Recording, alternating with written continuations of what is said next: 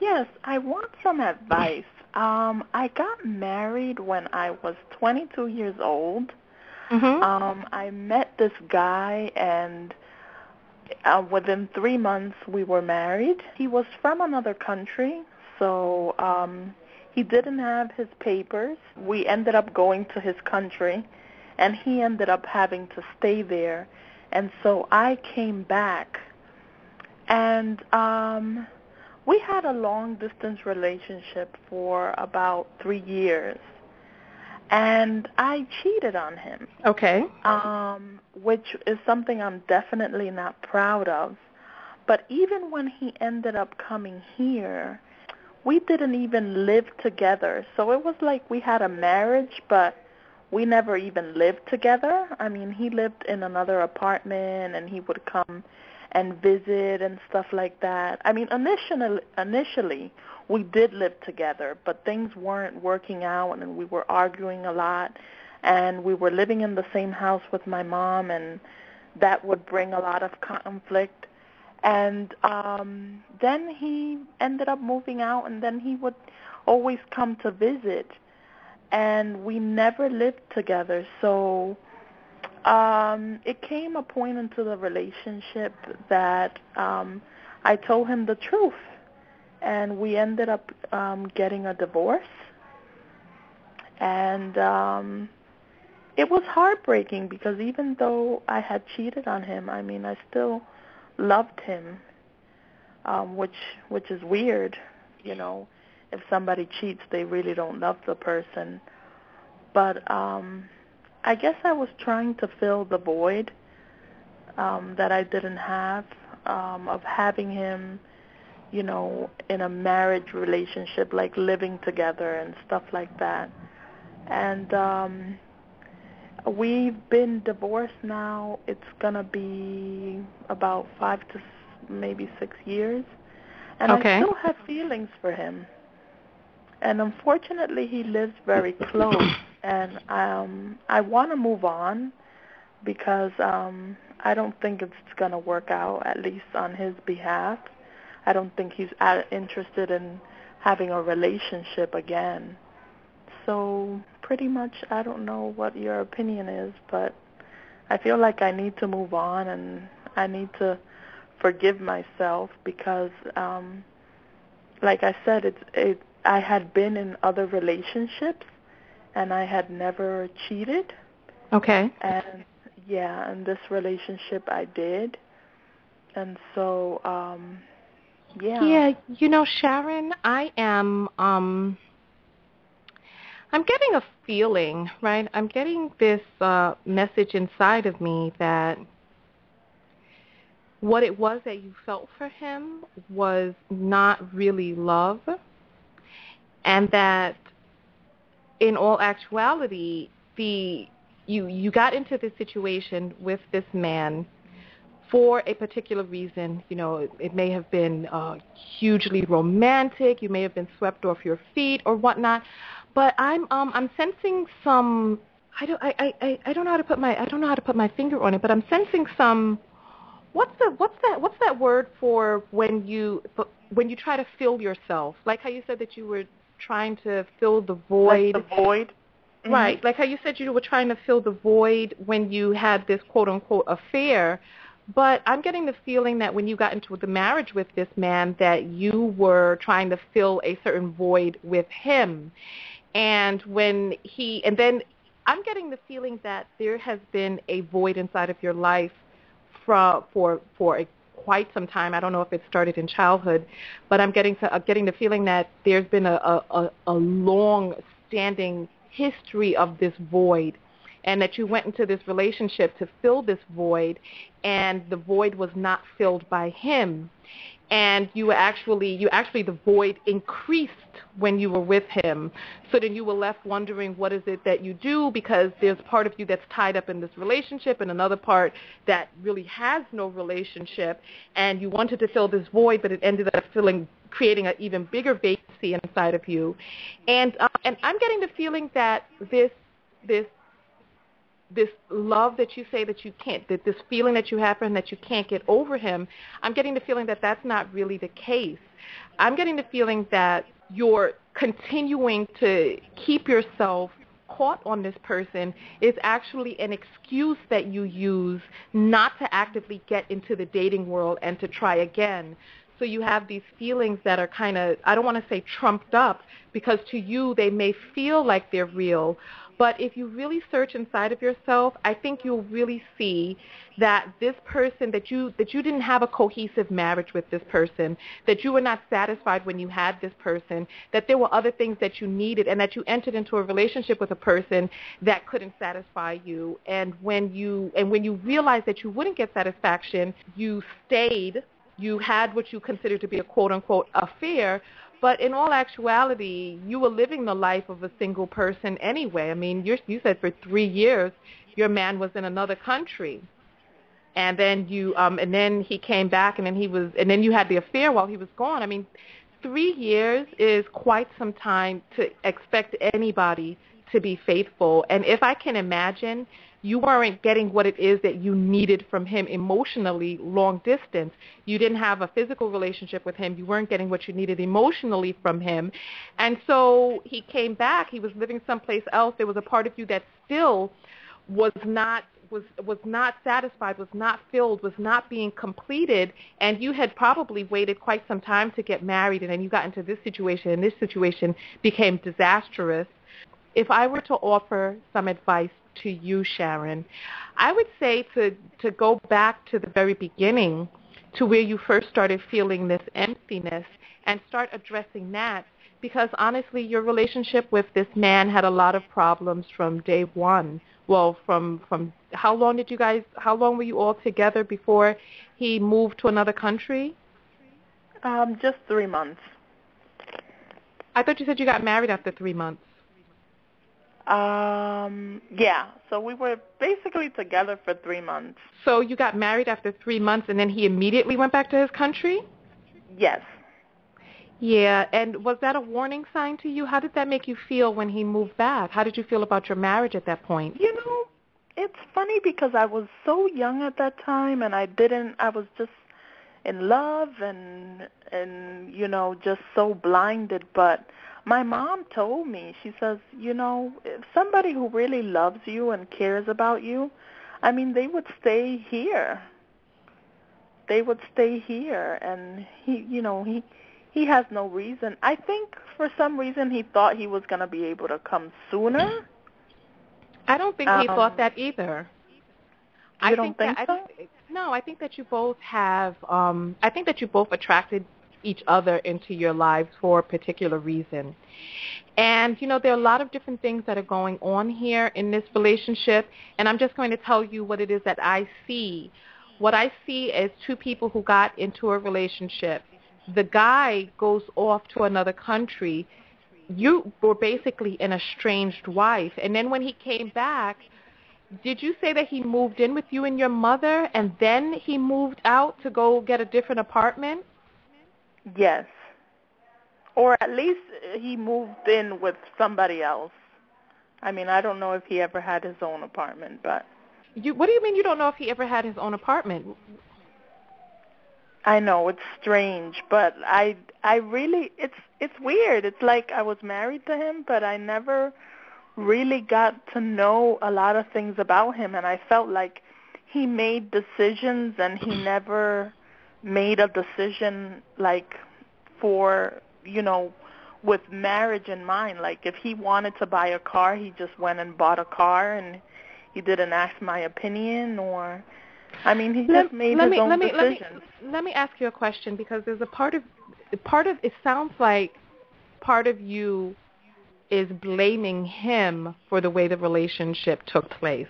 I want you to just remove all of the blame, all of the accusation, all of the looking at what it is that he did, and really look at how both of you attracted each other into your lives and how this whole situation played out. How did it feel to you to have your husband living someplace else? Why is it that you all couldn't live together?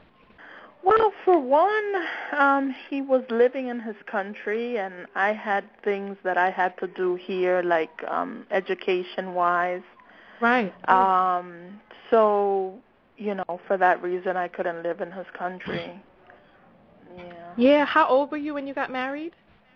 I was 22 years old. And how long did you stay married? I stayed married almost 8 years. And along the way, did this man get his citizenship? Yes. Surprise, surprise. How long before you guys got divorced had he gotten his citizenship? Well, he got his residency when he came, because I did his residency for him. So when he came to this country, he immediately got his residency. So that would have been after those 3 years. So he became a citizen after the 3 years? Right. And then he came back, and when he came back, he lived with you and your mother for how long? Oh, maybe months, not a long time. Okay. Yeah, Okay. some people have even said, maybe he married you for his green card. Sometimes I refuse to believe that, but maybe he did. Maybe there was a part of you that believed that maybe this was a real marriage, and maybe there was a part of you that had citizenship to offer, and you gave him the citizenship in exchange for this piece of paper marriage. That there's a part of you that you're saying and claiming that you really wanted to hold on to. But I'm not getting the feeling that you truly love this man. I'm getting the feeling that this man is a scapegoat and an excuse for you not to really find real love and for you not to put yourself out there. Like, there was a part of you that became content with having a husband on paper, and this stopped you from actually going out there and seeking a real relationship. And then even after it's over, now you're using the thought of him to kind of stop you from being able to get out there in the dating world again, saying that you're so broken up over him. it seems like, I don't know, for some reason, I don't know if it's my energy, but it's like maybe, I don't know, like I go out there. Another reason, it's like right now I'm overweight. I've gained a lot of weight, and over a short period of time. And I don't know, like I go out there, and I'm not always like in clubs or bars or anything like that, but even when I'm in the street, like I don't have a lot of men approaching me, and it's not because I don't feel like I'm attractive necessarily. It's just, let me ask you a question. What are you hiding from? What are you hiding from? What part of your past or part of your life on the inside do you not want to face? What are you hiding from, Sharon? I don't know. Are you afraid to get your heart broken? Are you afraid to try at a relationship? What are you hiding from? What are you trying to avoid? That's the thing. I don't feel like I can't pinpoint it, to be honest with you. It's just weird. I don't necessarily think I'm hiding from anything. I know that maybe the weight definitely has something to do with it. Has something to do with you hiding? Why did you pack this weight onto yourself? What are you protecting yourself from? What are you hiding from? Are you afraid to date? And then think, why are you afraid to date? Why? What is it out there that you're hiding from? What do you not want? What are you trying to hide from? Maybe now that you say it, maybe it's just I'm afraid of rejection. Okay, so you're afraid of rejection, so you use this relationship as a way to cushion you so that you wouldn't have to date, so that you wouldn't have to face rejection. And then also, if you've packed yourself full of fat on top of your body as a way to be like, okay, well, this fat is going to protect me, and also people will be able to see the fat and be like, well, then you could have control over people not wanting you or not wanting to be with you or whatever, so that they don't have to reject you, so that you reject them before they even reject you, you reject them with your fat by repelling them, or at least trying to use the fat as a repellent, because deep down inside, there's something about romantic relationships and being in a romantic relationship and exposing yourself in that way, which is uncomfortable for you, which is frightening for you, that you don't really want to get out there into the dating world. The only thing that I could suggest for you, and I'm getting the feeling that you really need to look in your past somewhere and see where this feeling of being rejected first came from. What was your relationship like with your father? To be honest with you, I have had a seemingly a good relationship with my dad, and I say that because to a certain extent, he has seemed like a good father in that he provided for me all the years that I needed to be provided for. He was always there. He was always a good listener, definitely. But my parents got divorced when I was, I think it was eight years old. And they very quickly moved on, and they both remarried. I have always had kind of like a conflictive relationship with my stepmom, and I feel like she put some kind of barrier between me and my dad in terms of our communication. Like, sometimes I don't trust to tell my dad the things that I would trust to tell my mom. Okay. And yeah, pretty much. Well, can you see how you had a barrier between your father's relationship and yours, and then you got married to a man with all different types of barriers in there? One barrier was the distance. Then he came back, and you guys didn't have a place to stay. And then the barrier was, the friction between your mother and him. And then another barrier was when he moved, and you weren't really sure whether or not he had his own apartment. And so that was another barrier. And then after you got out of that relationship, now instead of being able to move on, now your love, or the quote-unquote what you feel is love for this man, is another barrier that's stopping you from being able to go out there and date. And if you want to get over the situation, I would suggest talking to your father and being honest with him about how it is that you felt about the barrier that existed there when you were growing up. And, have a conversation with him, put it out there, and then find a way to forgive your father. Find a way to dig inside for that feeling that's been imprinted upon your DNA, because there's a feeling of longing that's been imprinted upon your DNA. The way that you longed for your father is the same way that you longed for your husband when he was gone, and the way that you longed for different modes of whatever it was that reflected itself back to you in your adulthood. That feeling of longing that you got when you were a child got imprinted upon you, and so you're perpetuating this feeling. Because I can imagine when your husband was away and when your husband was living somewhere else, that there was always this feeling inside of you that felt familiar, just like the feeling that you had when you were a child, longing for your father. So I would go back to that relationship and find some healing there. And then I would also do some self-work. Do some work on the inside and start telling yourself that you deserve a person who is there for you. Tell yourself that you deserve a man who is present in the moment with you. And whenever you feel that feeling that comes back up that feels familiar, to the same way that you felt when you were sitting there longing for daddy, that same feeling that you have, when you feel that feeling coming back up, tell yourself that you're just replicating something from your childhood, and that is not real, and that you can make different choices. So make a different choice. Do some meditative work and really get away from this feeling of longing, because this is a pattern for you in this lifetime. So find a way to break away from that pattern. Talk to your father and break that longing perpetuation. Was that helpful for you, Sharon? Yes, that was very helpful. Thank you so much. And thank you so much for calling in. I love you. And you deserve love that is present and upfront and available to you. available. Remember that word.